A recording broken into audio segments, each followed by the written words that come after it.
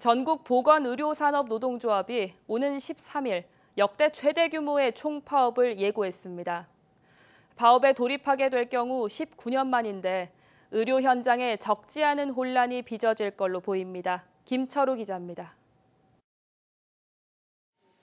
보건의료노조가 오는 13일부터 총파업에 돌입합니다. 83.07%의 투표율과 91.63%의 압도적인 찬성률로 가결됐습니다. 지난 2004년 의료 민영화 저지와 주 5일제 관철을 위해 만여 명이 파업한 이후 최대 규모입니다.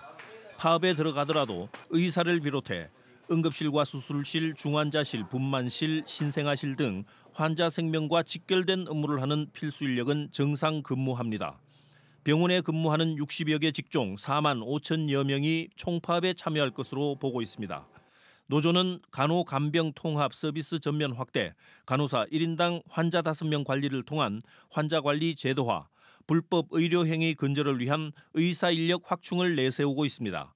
필수 의료 서비스를 위한 공공의료 기능 확충과 코로나19 전담병원 지원 확대 등을 요구하고 있습니다. 노조의 요구 가운데 의대 정원 확대에는 의사들이 반발하는 움직임을 보이고 있습니다. 수십 년 동안을 의료인이라고 하는 부분들에 같이 묶여 있어서 그런 행위들이 어떤 선이 딱 규정 지어지지 않은 선에서 가지고 왔었는데 그게 나중에는 환자한테 영향을 미치게 되고 또 하나는 그러다 보니까 각종 직종들마다 약간의 의료 분쟁이 일어날 수밖에 없는 부분들이 있다 보니까 그래서 각종 직종들의 업무가 명확해져야 된다고.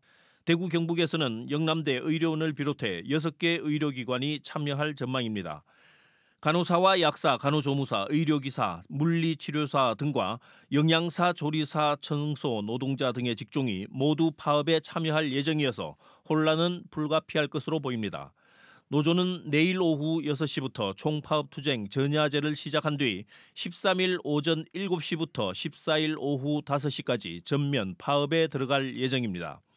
정부가 정치 파업을 중단하고 의료 현장을 지킬 것을 요구하는 데 반해 노조는 국민의 생명과 건강을 지키기 위한 파업이라며 요구 사항에 대해 실질적이고 전향적인 해법을 제시하라고 맞서고 있어 사태 해결은 쉽지 않아 보입니다.